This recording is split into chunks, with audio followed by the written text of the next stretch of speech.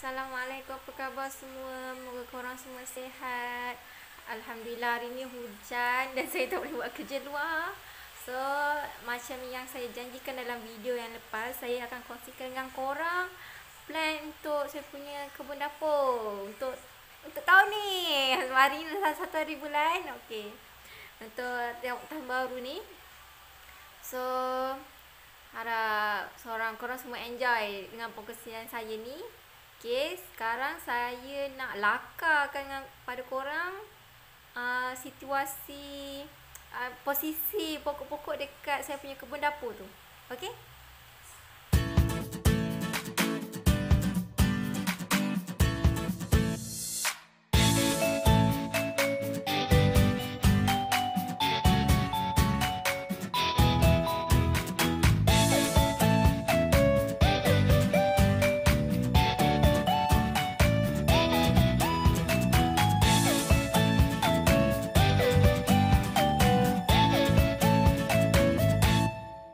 Okey, ni kedudukan petak-petak tanaman yang ada dekat saya punya kebun dapur tu.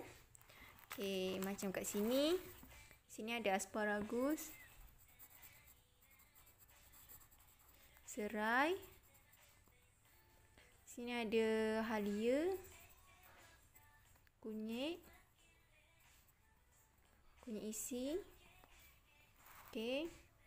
Sini ada, kat tepi ni ada saca inci. Saca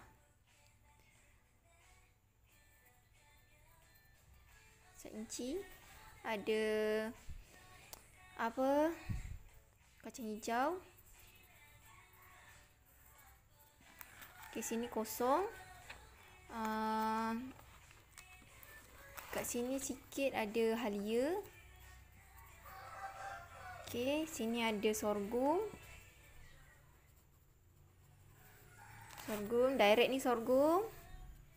Lepas tu sini ada kucai. Bawang kecil.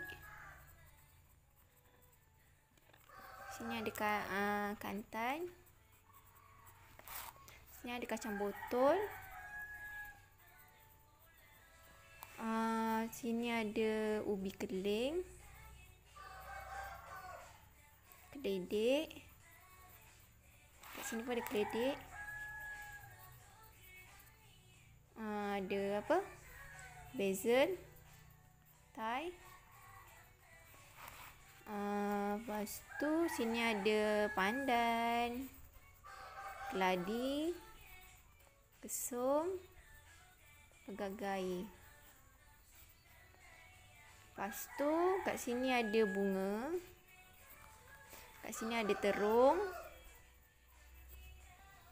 Kat sini kosong dah. Saya dah isi kat sini pegaga kampung. Okey, dekat sini ada halia sikit. Okey, lepas tu kat sini ada kangkung, bayam. Kat sini keledek. Okey. Okey, inilah kedudukan yang ada sekarang. Sekarang ni. Okey, macam kantan ni separuh je. So, untuk tahun depan, bukan sebenarnya, akan datang punya plan untuk saya punya kebun dapur ni. Yang saya nak buat akan datang. Sekejap ya. Okay, untuk tahun depan saya macam ni masih asparagus lah, sebab asparagus ni dia jenis perennial, memang pokok tahan lama punya. So kita tak boleh nak pindahkan dia suka-suka hati. Tapi kita boleh add on lah pokok apa-apa dekat sekitar dia tu, kan. Jadi kita tambah pokok yang sekejap, macam pokok sawi ke, kita boleh tambah kat sini, kan. Tapi saya tak ada plan untuk buat tu, kecuali kalau anak saya semai sayur daun berlebih, barulah sini akan jadi sasaran lah untuk saya isi, kan. So plan untuk sini adalah halia. kunyit isi yang saya nak plan letak kat sini. Sebenarnya sini sorghum atau jagung. Lepas tu tak pun kacang tanah. Alah, ubat pen pun dah tak ada. Okey, jagung, kacang tanah. Pusingan dia lah kat sini. Sebab sorghum dengan jagung ni dia adik-beradik. So dia consume jumlah baja yang lebih kurang sama. Dan kita nak kena selang lah dia dengan pokok lain selain daripada kacang tanah. Selain daripada dua ni, kita kena selang dengan pokok yang jenis macam kacang tanah. Dengan macam yang lain lah daripada variety diorang ni. Okay? Faham tak? Okay, kat sini ada cekur manis. Manis. Lepas tu kat sini pun ada halia. Awalnya kat sini pun ada halia sikit.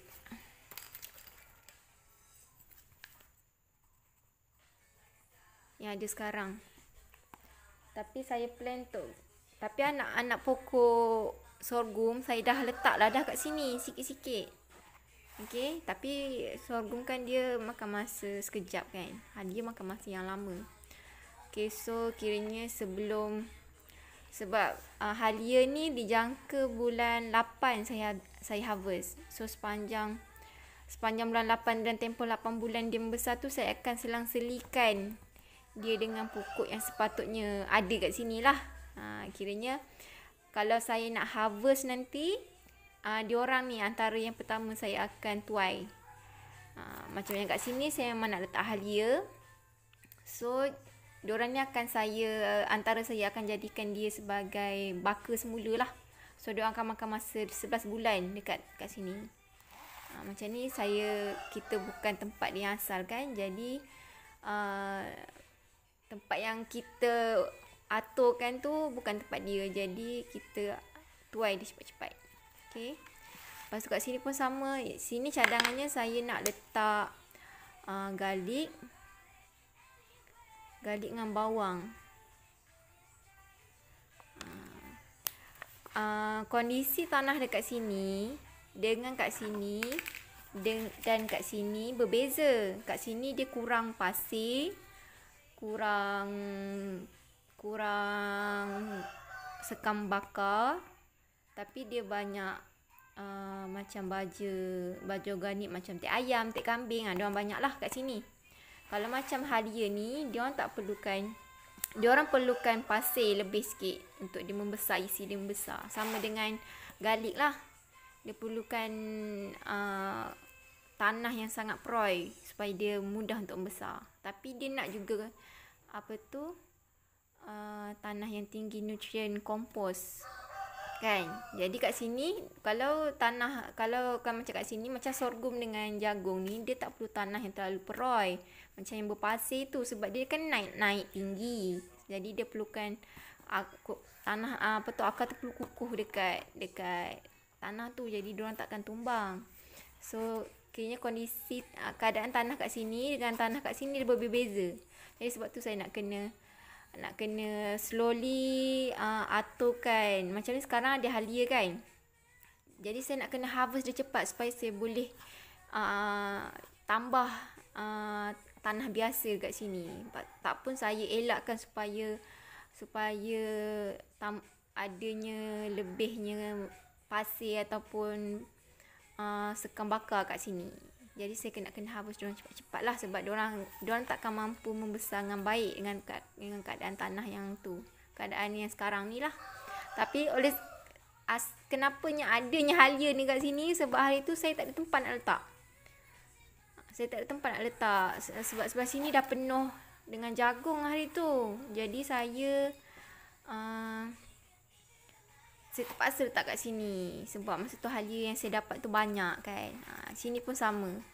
So nanti akan datang insyaAllah. Dalam jangkaan ni saya rasa pokok yang ada sekarang ni, diorang bertahan setahun lagi diorang akan bertahan kat kondisi ni. Kiranya rasanya betul-betul hujung tahun depan baru saya boleh tukar. Macam halia ni kan sampai bulan 8. Selepas bulan 8 saya baru boleh harvest dia ataupun tukar dia dekat tempat yang ni lah. Macam kunyit isi ni kan, kunyit isi ni nanti saya harvest yang ada kat sini, lepas tu pindah kat sini. Halia kat sini pun sama. Ni antara yang akan saya harvest cepat-cepat lah. Macam galik ni saya nak sepatutnya dalam bulan ni nak kena pindahkan diorang dah, sebabnya saya dah simpan diorang lama dalam peti ais. Diorang sepatutnya dah kayaknya kalau ikut kiraan tu dah tiba waktu untuk membesar lah kan. Macam kacang botol ni memang tak diubah, ni pun tak diubah, ni tak diubah, ni pun tak diubah, ni pun ni ada kat sini lah, cuma saya nak kena kawal sebab pegaga ni dia cepat membesar, cepat merayap kan. Terung ni saya rasa saya nak rehatkan tempat ni dulu dalam masa lebih kurang 3 bulan 4 bulan macam tu. Lepas tu baru saya masuk semula terung kat sini. Lepas tu kantan ni saya tak pasti lagi nak kawankan dia dengan siapa, sebab keadaan dia betul-betul panas kat sini kan. Sama ada saya tukar terung ni letak sini dengan dia, dan ini saya isi pokok lain macam pokok yang sawi ke apa ke kan. Kacang hijau ni tak lama dah nak kena harvest dah, tak lama lagi. So ini pun tahan lama kat sini, tak diubah. Serai yang ni pun tak diubah. Ni kangkung ni pun saya tak diubah. Kangkung ni pun saya rasa saya akan tinggalkan sikit je kat ujung ni, supaya saya boleh hasilkan dia punya biji benih. So sebahagian ni saya boleh tanam sawi kat sini kan. Sini sawi ke pakcoy ke apa kan. Sebab kita tak makan banyak pun, jadi kita sikit-sikit je. Lepas tu tempat yang kosong ni adalah standby untuk mana-mana macam anak-anak pokok yang saya nak plan lah. Macam galik ni konon tak muat ke kan, macam terlebih ke, saya akan cuba cari. Saya cuba selit dekat bawah kacang botol sebab dia teduh. Sebab galik ni dia nak kena suhu yang sekata, redup, macam tu lah. Sebab Malaysia ni kan dia drastik, dia punya perubahan cuaca tu drastik. Dia nak kena kat tempat area ni dia agak teduh dengan pokok. Kalau sebelah sini dia perubahan dia drastik kat sini, dia teduh sangat, lepas tu panas sangat. Kalau kat sini dia sekata je, dia teduh je, panas dia pun tak terlalu panas. Jadi oleh sebab tu lah saya susun ni macam ni kan. Macam kucai ni pun sesuai dah. Nanti bawang kecil ni pun akan bakal dialih dekat sebelah sini lah. Setakat ni inilah rupa saya punya kebun dapur. Dan akan datang tak banyak sangat perubahan, cuma kita nak tambah baik tanah tu. Macam saya nak fokus pada buat kompos kan. Sekarang kan dah rumput banyak kan, jadi kayaknya waktu yang terbaik lah untuk saya kumpul material untuk buat kompos. Banyak daun gugur kan, daun yang kering-kering. So saya nak kena sama ada digunakan untuk tempat pijak kaki antara batas tu, itu saya akan letak daun kering. Sebab daun kering dia lambat proses dan dia sangat bagus untuk kita buat sungkup bahagian tanah lah, untuk kita pijak-pijak. Sebab dia boleh proses, dia ambil masa proses yang lama. Lepas tu kalau kita kerap pijak-pijak dia akan hancur, dan dia boleh kompos dengan baik lah, dengan cepat sikit. Lepas tu selain pada fokus kompos, oleh sebab saya punya pokok yang sedia ada ni dah banyak, maksudnya dah tahan lama. Lepas tu tak ada penambahan pokok baru yang drastik pada diorang ni. Jadi saya boleh fokus untuk area bunga dan kompos. Yalah, sebabnya selain daripada untuk baik pulih semula tanah, macam rehatkan kawasan tu, ataupun untuk saya cari material bahan-bahan macam tek kambing saya nak kena cari kat luar. Tek ayam kan, walaupun saya ada bela ayam, tapi ayam saya ni tak diutamakan untuk menghasilkan baja untuk saya. Dia orang fokus untuk hasilkan telur dan daging untuk saya kan. Jadi saya nak kena cari baja tek ayam kat luar lah. Walaupun ini bukanlah penentu sebenar, saya rasa saya akan berusaha, insyaAllah saya akan berusaha betul-betul untuk merealisasikannya. Sebabnya yalah, seronok kan, benda bagi saya ni salah satu kebahagiaan saya kan. Tak kisahlah macam mana pun, sebab yelah, kita bukanlah yang betul-betul mampu boleh bagi jaminan benda ni boleh jadi. Benda ni betul-betul kat sini kan, tak boleh kan. Tapi inilah lakaran kasar apa yang saya nak buat dekat kebun dapur saya kan. Walaupun banyak lagi benda-benda kecil yang saya perlu perhatikan kan, sebab diorang ni saya dah guna lama. Saya mula start tanam kat sini 2 tahun saya mula guna tapak ni. So tapi selama 2 tahun tu saya tak ada nak fikirkan sangat diorang punya kondisi tanah tu yang sebenar. So saya kali ni saya nak perhatikan kondisi tanah tu. Lepas tu media terbaik untuk setiap pokok.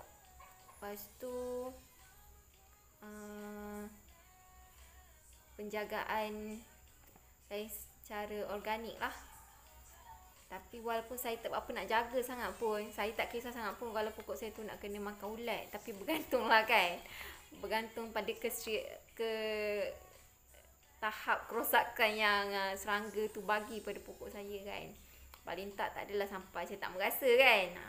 Tapi kalau saya cuba kawal pun, saya akan ambil dengan tangan saya dan saya picit kan. Itu je. Sebab saya tak reti nak sembuh-sembuh racun serangga kimia, tak reti. Kalau racun serangga organik pun saya tak berapa nak mahir sebenarnya, sebab dia agak leceh buat nak kena ada. Dia banyak proses nak kena buat peram lah, apalah kan, macam-macam.